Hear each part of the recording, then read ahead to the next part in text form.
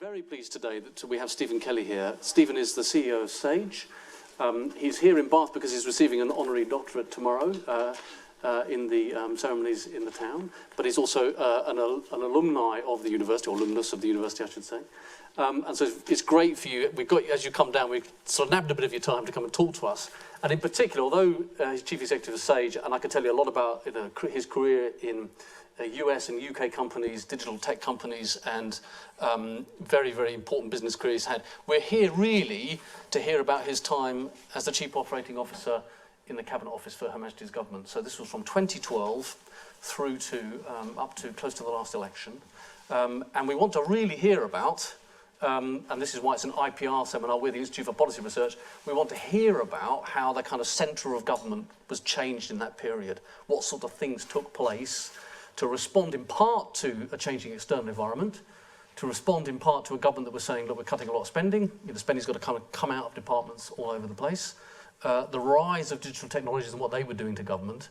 And we want to hear then what that really means when you're at the centre of government. What does it mean when you're at the centre of Whitehall? And of course, these things, the civil service now faces an absolutely gargantuan task of working out how Britain, well, the terms of Brexit, but also what it will mean for all sorts of things, trade, the laws of the land, all sorts of things. And so the capabilities, the performance and the accountability of the civil service becomes incredibly important because they now face an historic task, a very, very big one. So Stephen, it's great to have you here. Thanks for coming and giving a talk. Stephen's going to talk to you, and then I hope there'll be an opportunity for some questions. But it's a relatively fast turnaround one today, so we'll be finishing at about 6 o'clock, but we'll try and sneak some time in for some Q&A. Welcome, Stephen. Definitely. Excellent. Thank you very much. Let's do a time check. Good. I'll also, in the spirit of that, try and talk for maybe only about 15, 20 minutes and then open it up for questions. So I was quite interested in listening to you there, Nick. It's fascinating. We live in historic times. When I sat in government, whether it's in the Treasury building or just next to number 10, it was a time where we felt we were at the ringside seat of history. And my colleagues that I've left behind in government are certainly feeling that today. So in some respects, we were in uncharted waters. And a couple of things I want to leave you with. I'll talk for 15 minutes, but there's a few parallels, because obviously how do you rewire a civil service that was over 400,000 people with a history of 200 years in a short period of time? And in essence, there's a couple of things that absolutely transcend the private sector as well. So previous to that, I was a NASDAQ CEO, I was a FTSE CEO, been in very high growth companies out in California, came back to Britain, which is lucky to have an education in Bath. And there's a lot of lessons learned that absolutely drive into the public sector, equally into the private sector as well. And I think there was this stereotype that there's a kind of massive chasm between private sector experience and public sector experience, and that's a myth, quite frankly.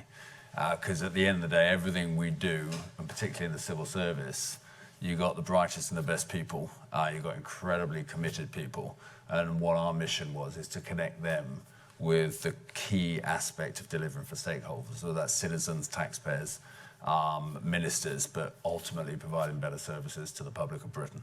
Now, just a caveat, I didn't look after the National Health Service, I didn't look after education, and I didn't look after local government.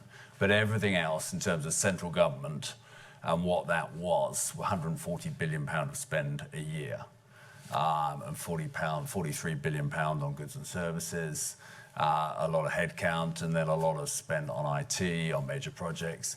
And when I walked in there, obviously we'd had the car crashes of the past that were well documented by the Public Accounts Committee, things like Connected for Health, an absolute disaster of a project, which kind of typified a lot of the reasons why things historically have gone wrong in government, an abdication of accountability, where there was a whole culture where if there's a business problem, typically fantastic civil servants would go for a risk mitigation strategy, pick up the phone to any of the big four consultancies and get armies of consultants in. And in that situation, we had, armies of Deloitte's people managing IBM, managing Accenture, and there was one massive meeting I went towards the end, and there wasn't the civil service in the room.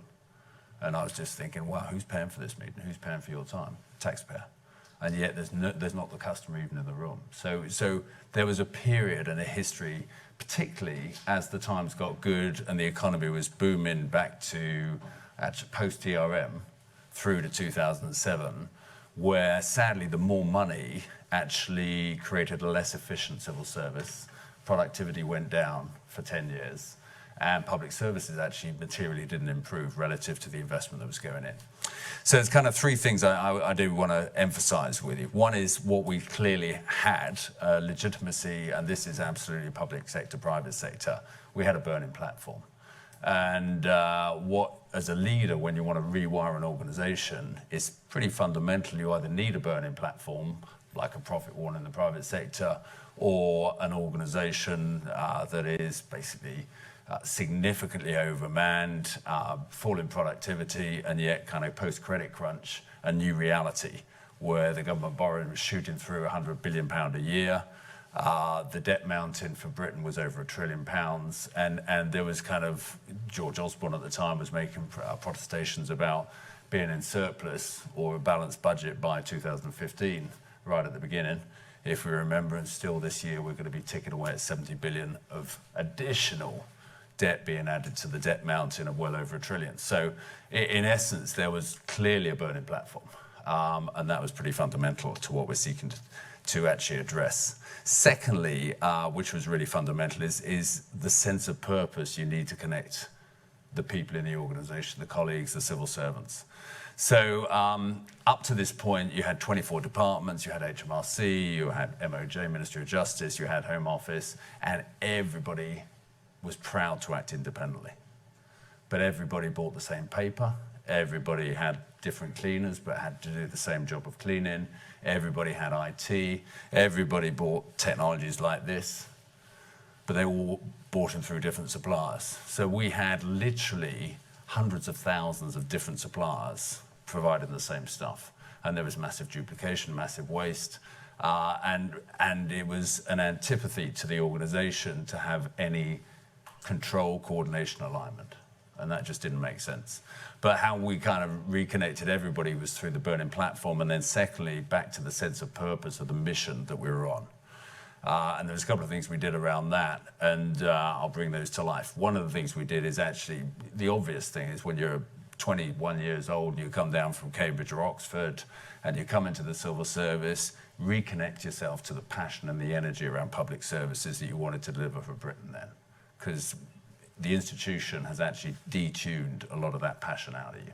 Then secondly, the other thing that's really important is correlate everything we did in terms of what does that mean for protecting the health service, or what does it mean for protecting primary school places.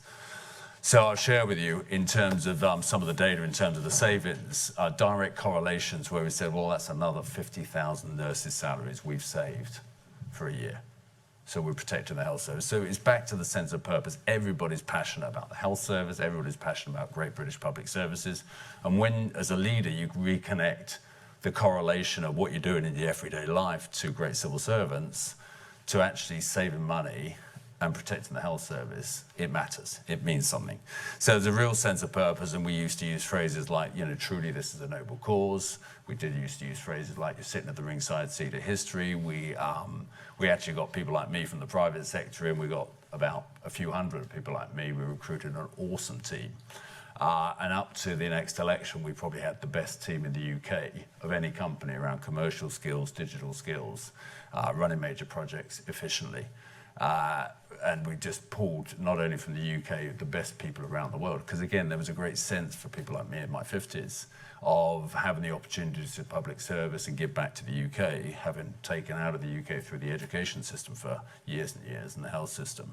And we actually put teams together of civil service, great private sector people who came on secondment and actually got the job done and executed. And then the other fundamental thing, and it was a game changer, I would, you know, and it's a privilege, I blogged on this on the weekend, it was a real privilege serving in the coalition government.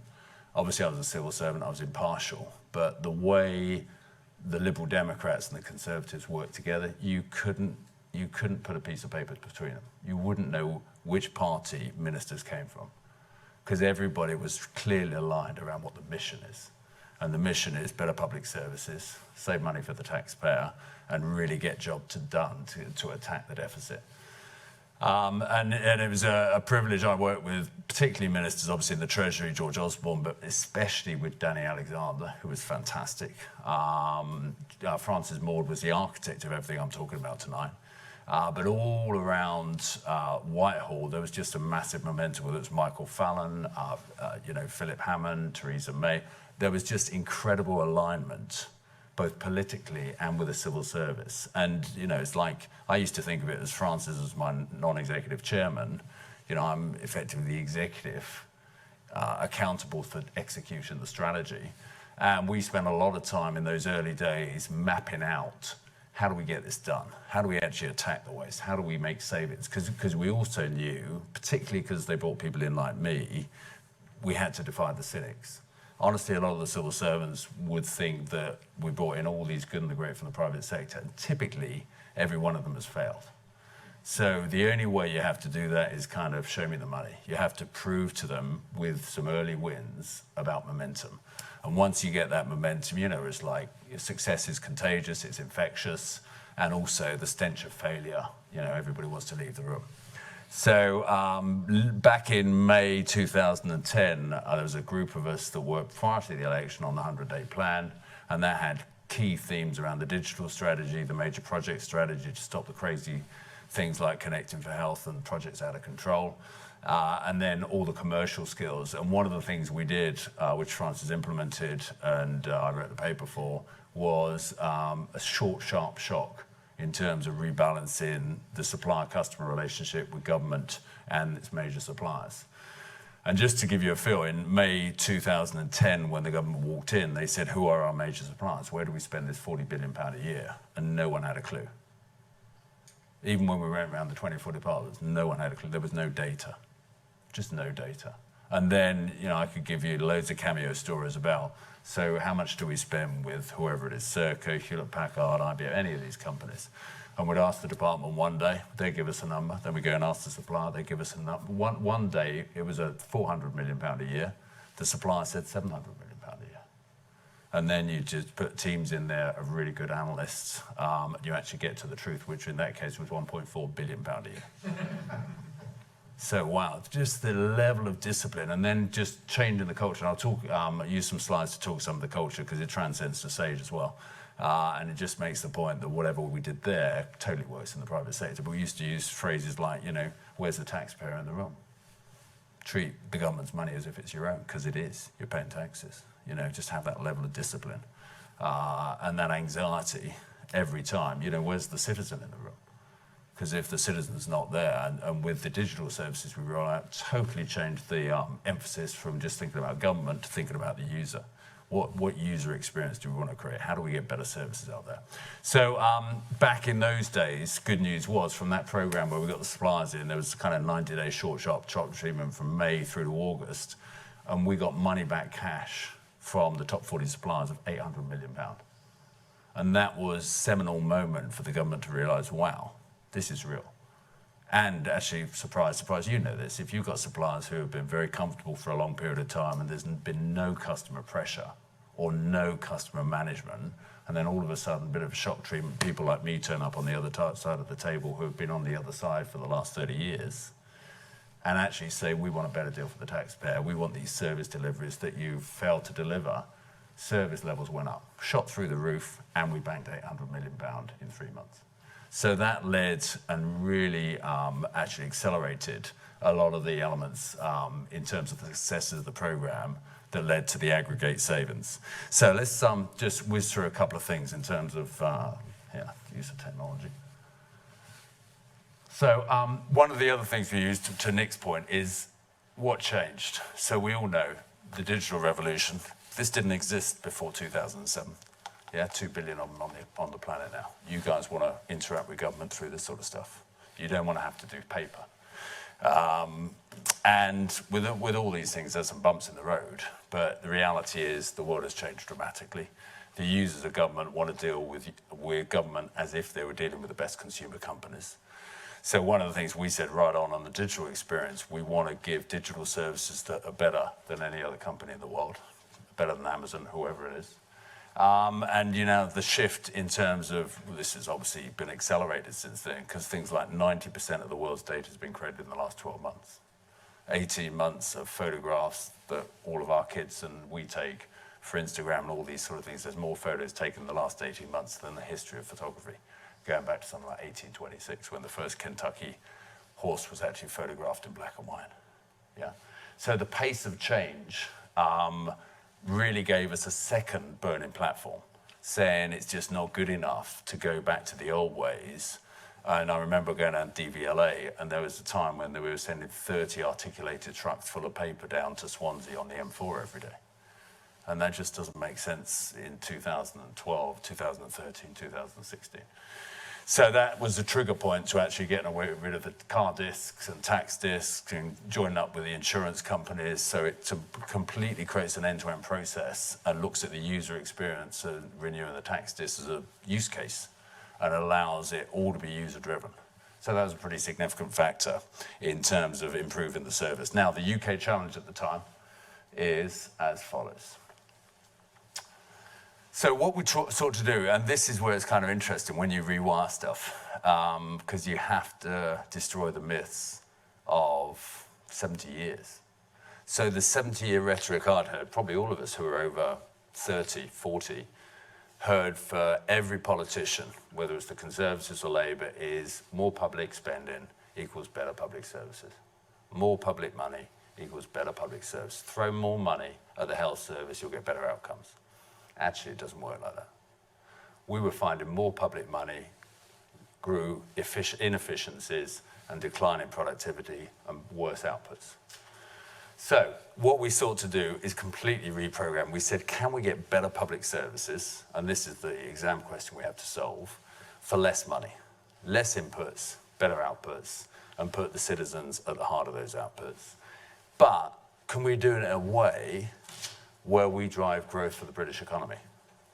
So it's almost unheard of. It was, and people in the first, 6 months just couldn't get their heads around this. It was almost like we were talking a foreign language. To some of the civil servants who have been in great departments, really passionate, really committed individuals for 30 years, to say, actually, we're going to spend less money, we're going to have better outcomes for citizens we serve, better public services, and we're going to drive growth for Britain. And how we did that, this is kind of fast forward into 2015. The big kind of factor was 20 billion of savings based on the baseline of 2010.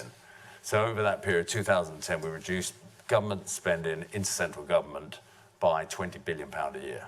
Now, why did that matter? Back to the kind of genesis of the noble cause and the sense of purpose. That correlates to 1 million junior nurses' salary every year.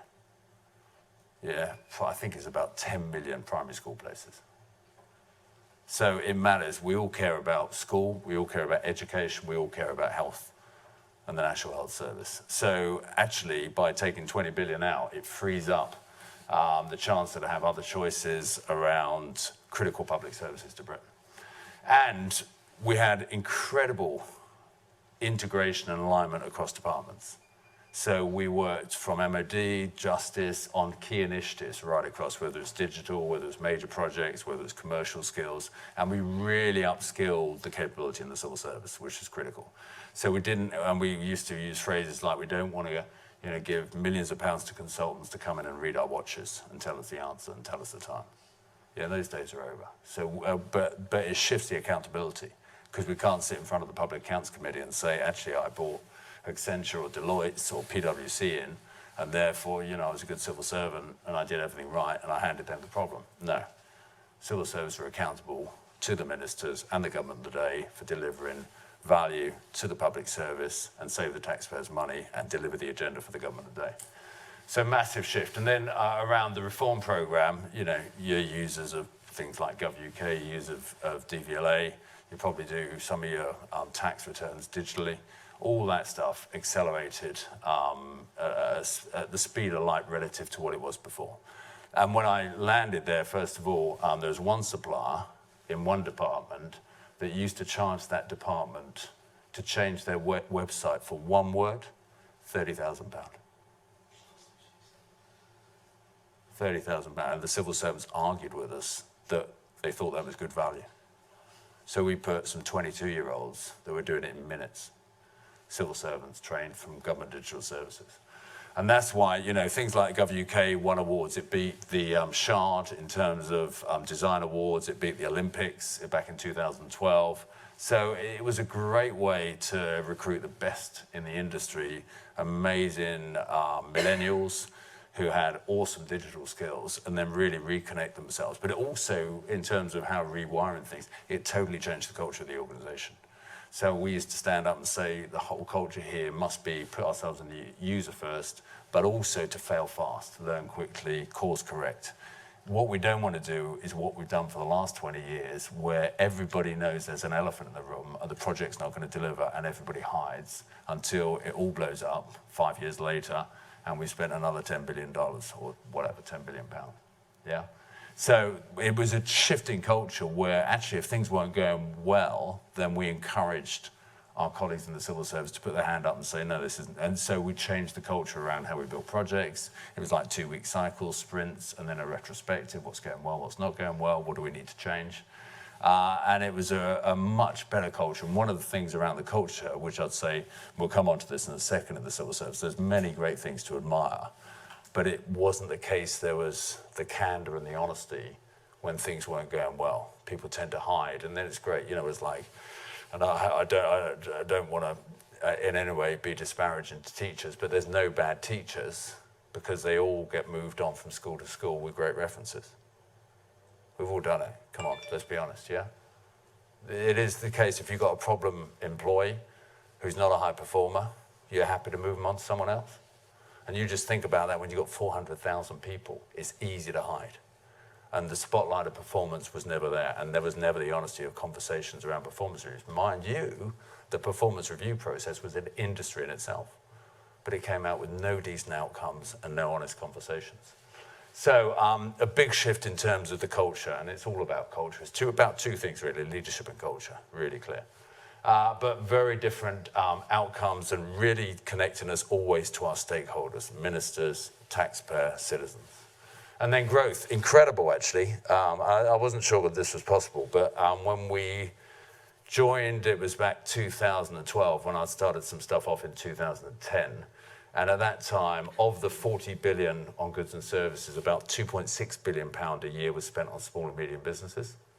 And we said we wanted to have 6% of government expenditure. And we said, it was Cameron who set a target of, with advice from Francis Moore, to move that over 5 years to 25% with small and medium businesses.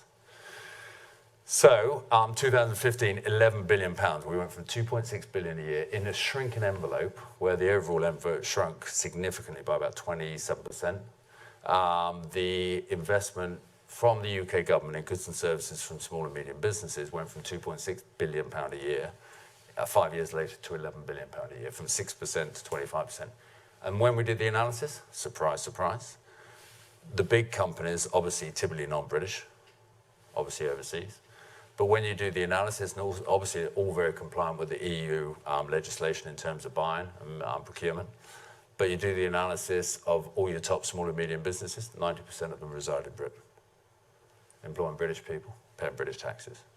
So not only do you actually drive, and that's the big factor, and there's companies who have gone public like Kainos, who started with 4 people back there in 2011 and had 700 people working in government by 4 years later.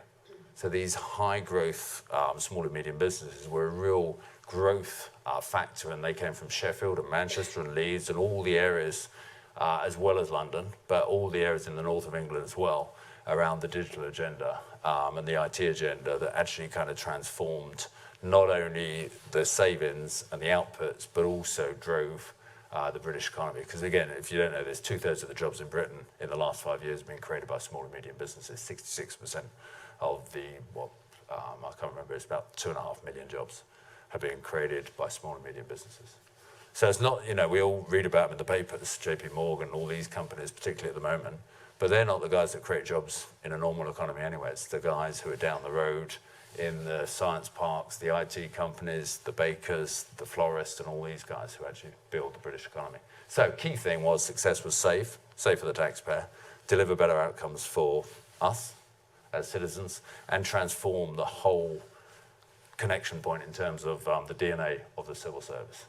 So with that respect, some of the values, I talked about that. These are SAGE values. So I think it really is important, that particularly for millennials, to connect yourself to values, because it does allow you to have honest conversations around not only delivering awesome outcomes, but doing it the right way. So it's not only the what, but it's the how as well. When we set up this government digital services, we wanted to take the pillars of the civil service, which is, ironically, one of them is honesty. Integrity, honesty, objectivity, impartiality, and political impartiality. Great values. Now, with any organization, you probably work in companies, and you probably see the values, and then you think, wow, it's pretty different actually how people behave. So we did relentless comms around, this is what we expect, these are the outcomes, but we want to showcase these poster children because they did it the right way. They lived the values. And all these things about simpler, better services, better digital services in terms of design principles, agile, course correct, fail fast, and always start with the user needs. That was the essence of it all. So it's a pretty successful program, and there's two things in terms of leadership and culture. And then I'll just show you what Margaret Hodge, this is a bit of, not in any way sycophantic, but Margaret Hodge was the chair of the Public Accounts Committee, you probably know. Meg Hillier's taken over from Margaret. So if I can get the technology to work in. When I stepped down at the end of the Parliament. I have one more. Mr. Kelly, when are you leaving? Well, I should ask. I am leaving November 5th to go back to FTSE CEO. Okay. I just wanted to say, really, on behalf of the committee, Stephen, we think you've done great work. And we're really, really sad. I think it is not good for the civil service and for government that you're leaving. I'm going to. So good on Margaret. She's, I always used to love, I was, again, crazy, mythology. People used to say you never want to go in front of the PAC. If you do, you need a week's preparation, an army, literally, the amount of paper and preparation civil servants go through. They've read everything that could possibly ask. And I used to drive me mad. I said, well, what do you want to talk about? What's the topic of the PAC? Well, let's just go on and have a conversation. Let's be honest, if we haven't got the documents, we'll commit to getting the documents to her, the data, whatever she wants. Because these guys, again, let's not kid ourselves, they represent you, representing Parliament, holding ministers and civil servants accountable. So what's not to like about that? So let's just go along and see what's on our mind. And, if we've screwed up, let's say we've screwed up. We could have done it better. So how have we done it better? What's the lessons learned? How will we stop that car crash happening again? Yeah, but it was a very, very different culture. And she was fantastic. And that system, actually, I think, is very powerful. Let me just show, and literally this takes 2 seconds, in terms of what I've done with SAGE. Because a lot of parallels, and this brings out the point, everything we talked about in the civil service of rewiring is the same with SAGE. So SAGE, ironically, is probably Britain's best kept secret. It's the largest technology company in the UK, and also 53% of all businesses in the UK pay their employees using SAGE. So, we probably, and they're all small and medium businesses. So these are the sort of factors, but actually, it needed a bit of a shock. And one of the things we used to create the Burning Platform was we have data to say we're losing market share. So that was a galvanizing rallying cry to say we've got to change. Then the next thing is how do we create the sense of purpose? Who are we serving? We've got data, loads of data, and you probably know this. 70% of small and medium business owners have used their own money or borrowed from friends and family to fund their business. That's pretty noble. Half of them work weekends. A fifth of them work 70 hours a week. So these are guys who go out every day, 5 o'clock, 6 o'clock, build their businesses. 40% of new business startups in the UK are female. So what's, again, kind of if we want to connect the whole of our 14,000 colleagues in SAGE with something that's a noble cause, if you're not working for Save the Children Fund or a charity, there's probably not many better places to go than work and serve small and medium business owners and entrepreneurs who are giving their lives to pursue their passion. And using their own funds and giving up their lives and making sacrifices by missing sports days, all those sort of things, to actually do what they do best and be their own boss.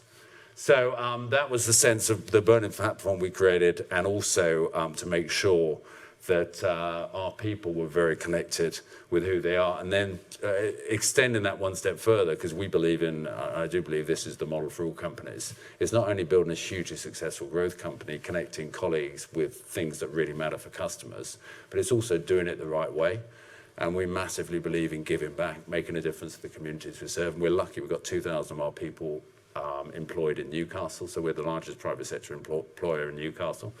And there's still bad unemployment, and there's lots of deprivation, and lots of vulnerable people, and kids who've got no opportunities. So things like 100 apprentices are coming this year into Sage. Some of those apprentices are coming from third generation unemployed families. So it's just literally, and when we stand up at all hands meetings and you see some of these kids who are amazing, 17, 18-year-olds, you really connect your colleagues to say, wow, this is a great place to work. Because we're not only building stuff which is awesome for entrepreneurs and great technology on this sort of smartphone device to run their business even more effectively, but also doing it the right way and giving back to communities. So we kicked off about 2 months after I started the Sage Foundation. And, you know, again, 5 days volunteering paid by Sage for every colleague in the world. You know, 2% of our free cash flows go into grant funding for all these awesome youth charities, and actually do a lot with people like the Prince's Trust. And then also we give 2 products free of charge to any charity or any non-profit organization. So again, it kind of really galvanizes our people to say, we're really connected. Yeah, we've got the burning platform. We get that, Stephen. But actually, serving entrepreneurs, there's no better group of people to serve, high integrity, just want to follow their dreams, be their own boss.